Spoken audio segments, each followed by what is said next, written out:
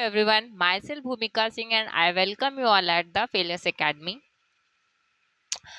इससे पहले हम लोग क्या पढ़े हैं? इससे पहले हम लोग प्रियम्बल के बारे में पढ़ चुके हैं, ठीक है। उसमें जितने भी वर्ड्स हैं उसको हम लोग ने डिटेल में पढ़ा था और हर वर्ड्स की क्या मीनिंग होती है वो सब मैं उसमें पढ़ा चुकी हूँ, ठीक। तो जिसने भी ना देखा हो तो please go and watch that video, ठीक है। उसको देखिए पहले, तो आपको प्रियम्बल का पूरा मतलब समझ में आएगा और क्यों प्रियम्बल को बेसिस ऑफ द कॉन्स्टिट्यूशन कहा जाता है ये आपको अच्छे से समझ में आ जाएगा। नाउ आज हम लोग पढ़ने वाले हैं पार्ट 1 के बारे में। पार्ट 1 जो है क्या बात करता है? यूनियन एंड इट्स टेरिटरी के बारे में बात करता है पार्ट 1। और पार्ट 1 के अंदर कितने आर्टिकल हैं? 1 to 4 आर्टिकल जो हमारे पार्ट 1 के अंदर आते हैं, ठीक है। तो आज हम लोग पार्ट 1 पढ़ेंगे। ऐसे धीरे धीरे कर करके सारे पार्ट्स को हम लोग एक करके कवर करेंगे और उसके अंदर जो जो जितने आर्टिकल आते हैं उसको कवर करेंगे, ठीक है। सो आर्टिकल 1 जो है क्या बताता है? आर्टिकल 1 कहता है India that is Bharat shall be union of the state, ठीक है। Union of the state, India जो है वो स्टेट्स के यूनियन से बना है, ठीक है। इंडिया जो कंट्री है वो स्टेट के यूनियन से बना है, मतलब सारे स्टेट्स मिलके एक कंट्री को बनाया है, ठीक है। The state and the territories, there shall be a specific the state and the territories thereof shall be as specified in the first schedule. State और टेरिटरीज के बारे में जैसे फर्स्ट शेड्यूल में डिफाइन किया गया है, ये स्टेट और टेरिटरी जैसे फर्स्ट शेड्यूल में स्पेसिफाइड किया गया है, ये उसकी बात कर रहा है कि फर्स्ट शेड्यूल में जो स्टेट और टेरिटरी को स्पेसिफाई किया गया, स्पेसिफाई करके बताया गया है, ये वही यूनियन ऑफ द स्टेट्स हैं। The territory of the India comprise, India की टेरिटरी में आता क्या क्या है? The territory of the state, state की territory, union territories and the territory that may be acquired by the government of India at any time. ये सब India की टेरिटरीज में आता है, ठीक है। जो इंडियन स्टेट्स हैं, इंडिया की जितनी भी स्टेट्स हैं और उसकी जो टेरिटरी है, ये सारा इंडियन टेरिटरीज में आता है। यूनियन टेरिटरीज भी इंडिया की टेरिटरी है। एंड टेरिटरीज और ऐसा एरिया या फिर ऐसी प्लेस और ऐसा रीजन जिसको इंडिया ने कभी, गवर्नमेंट ऑफ इंडिया ने किसी टाइम पे एक्वायर्ड किया था, वो सारी चीज़ें जो हैं हमारे इंडियन टेरिटरी में आती हैं, ठीक है। ये आर्टिकल 1 बात बात करता है। नाउ आर्टिकल 2 में क्या है? Now article 2, why the union, या इसको यूनियन ऑफ द स्टेट क्यों कहा जाता है rather than the federation of the state? ये इसका वो है, डिफरेंस है। The Indian Federation is not the result of an agreement among the states like the American Federation. The states have no right to secede from the Federation. इसको जो है union इसलिए कहा जाता है क्योंकि अमेरिकन फेडरेशन की तरह ये जो है सारे, मतलब अमेरिका में क्या हुआ था, सारे स्टेट, बहुत सारे ऐसे स्टेट थे तो आके एक पूरा कंट्री बना लिए, ठीक है, ऐसा हो गया। लेकिन इंडिया में क्या है? इंडिया में एक ऐसी कंट्री थी, उसी में डिफरेंट डिफरेंट ऐसे करके स्टेट बन गए हैं, ठीक है, ऐसा हुआ है। और अमेरिका में क्या था कि ऐसे अलग अलग स्टेट जैसे ये थे, तो ये सारे अलग अलग स्टेट थे, ठीक है, ऐसे ऐसे ऐसे, तो ये सारे मिलके पूरा एक पूरा कंट्री बना लिए, ऐसा हो गया। और इंडिया में ये ऐसी पूरी एक कंट्री थी सपोज, तो ये different different different different part के विद इन जो थे वो, तो इसलिए ये यूनियन ऑफ द स्टेट है, फेडरेशन स्टेट नहीं है अमेरिका की तरह। The state have no right, और स्टेट्स को कोई राइट नहीं है ससीड करने का, मतलब कि इस यूनियन से बाहर निकलने का, ठीक है ना। ये सब इसमें यही बताया गया है। बाकी the states are the members of the federal members and the share a distribution of the federal system and share a distribution of the power with the center, the duties and acquire the directly and administration by the central government.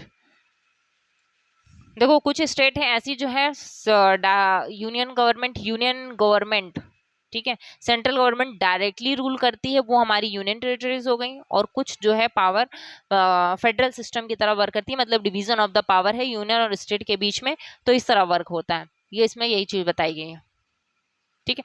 Now article 1 समझ में आ गया ना। Article 1 में बस ये कहा गया कि यूनियन ऑफ द स्टेट। अब यूनियन ऑफ द स्टेट क्यों कहा जाता है, ये कि ये फेडरेशन नहीं है, मतलब बहुत सारी स्टेट आपस में आके ये नहीं कह गई कि हम मिलके एक कंट्री बना लेंगे, ऐसा नहीं हुआ है। इंडिया एक ऐसे ऑलरेडी एक कंट्री थी या फिर एक स्टेट था जिसके अंदर डिफरेंट डिफरेंट स्टेट्स जो है आके अलग अलग हो गए हैं, ठीक है। तो ये यूनियन, इन सबके यूनियन से बना है ये स्टेट, और इनको सेसीड करने का मतलब इसमें इसके यूनियन ऑफ द इंडिया से बाहर निकलने का राइट नहीं है, ठीक है, ये बताया गया है। और इंडिया में कुछ स्टेट जो है directly government of central government rule करती है, और कुछ स्टेट जो है फेडरेशन सिस्टम के थ्रू रूल करते हैं। फेडरेशन मतलब डिवीजन है सेंटर और स्टेट के बीच में, तो स्टेट और सेंटर के बीच में डिवीजन है, वो स्टेट, जो स्टेट का है वो स्टेट रूल करेगा, और जो सेंटर का है वो सेंटर काम करेगा अपना। लेकिन कुछ ऐसी स्टेट जो है वो डायरेक्टली सेंटर के अंदर है, वो हमारी यूनियन टेरिटरीज है, ठीक है। बस now what about article 2? Article 2 में क्या है, empowers the parliament to admit into the union of the India established new states no such terms and condition as it think fits। Article 2 में कहा गया है कि इंडिया जो है किसी भी स्टेट को अपने मतलब अपने उसमें एडमिट कर सकता है, मतलब वो अपने यूनियन ऑफ द इंडिया का पार्ट बना सकता है, ठीक है, और किसी भी स्टेट को इस्टेब्लिश कर सकता है जो, और ऐसे स्टेट को यूनियन का पार्ट बना सकता है और इस्टेब्लिश कर सकता है जो इंडिया की टेरिटरी में नहीं है, मतलब इंडिया की बाउंड्री में नहीं है।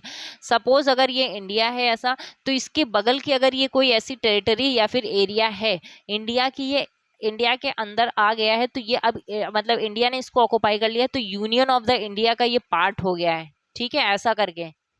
तो ये यूनियन ऑफ इंडिया का पार्ट हो गया है, और इसको इस्टेब्लिश किया है यूनियन गवर्नमेंट ने, और ये इंडिया का पार्ट हो गया है। तो ऐसी स्टेट जो है हमारी आर्टिकल 2 में बात करता है, ऐसी टेरिटरी या फिर ऐसी एरिया के बारे में। तो क्या क्या है, article 2 relates to the admission और establishment of a new state that are not the part of union of India. Union of India का पार्ट नहीं है, और वो बाहर, मतलब इंडिया के बाहर का कोई एरिया है जिसको इंडिया ने ऑक्युपाई किया है या फिर एक्वायर्ड किया है, तो उसको एज अ स्टेट की तरह इस्टेब्लिश करना, एडमिशन करना, ये आर्टिकल 2 के अंदर बात करता है, ठीक है। नाउ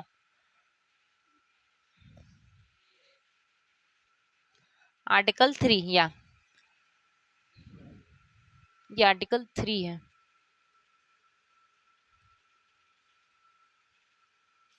ठीक है।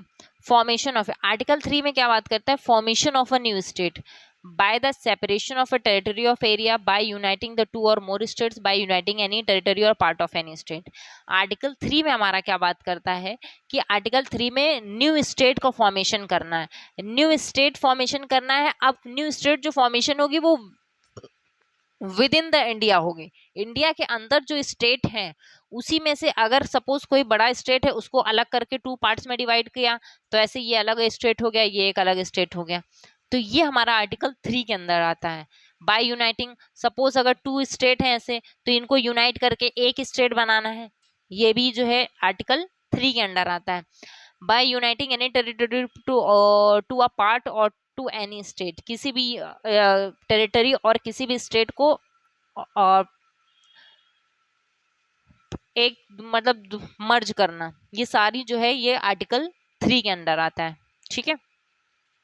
सेपरेशन, किसी स्टेट को सेपरेट करना, 2 और मोर स्टेट्स को यूनाइट करना, और किसी भी टेरिटरी को इंडिया के स्टेट का पार्ट बनाना, ये जो है हमारे आर्टिकल 3 में आता है। By uniting any territory to a part of any state, ठीक है, किसी भी स्टेट में किसी भी टेरिटरी को पार्ट बनाना, ये सारा आर्टिकल 3 के अंदर आता है, और इसमें यही सब बताया गया है। तो बहुत ज़्यादा इतना डिटेल में नहीं पढ़ना है, बस हमें इतना याद रखना है कि आर्टिकल 3 में formation of a new state by separation of a territory and boundary territory of any state, और बाय यूनाइटिंग 2 और मोर स्टेट और a part of the state, ठीक है, by uniting any territory to a part of any state. बस इतना याद रखना है कि आर्टिकल 3 में क्या बात करता है। आर्टिकल 2 में था एडमिशन, आर्टिकल 2 और 3 में बहुत ज़्यादा कंफ्यूजन होती है बार बार, तो इसलिए आर्टिकल 2 और 3 को एक बार ध्यान से देख लेना कि आर्टिकल 2 में जो है एडमिशन और इस्टेब्लिशमेंट की बात की गई है। एडमिशन और इस्टेब्लिशमेंट, एडमिशन और इस्टेब्लिशमेंट कौन सी टेरिटरी होगी जो इंडिया का पार्ट नहीं है, not a part of the union of the India, ठीक है, उनका एडमिशन और उनका एस्टेब्लिशमेंट, ये आर्टिकल 2 बोलता है। और आर्टिकल 3 बोलता है कि जो इंडिया का पार्ट है, ठीक है, उसमें बाउंड्री को सेपरेट, टू स्टेट को सेपरेट करना, टू स्टेट्स को मर्ज करना, किसी भी टेरिटरी को एक स्टेट में मर्ज करना, ये सारा जो है 3 आर्टिकल में बात करता है।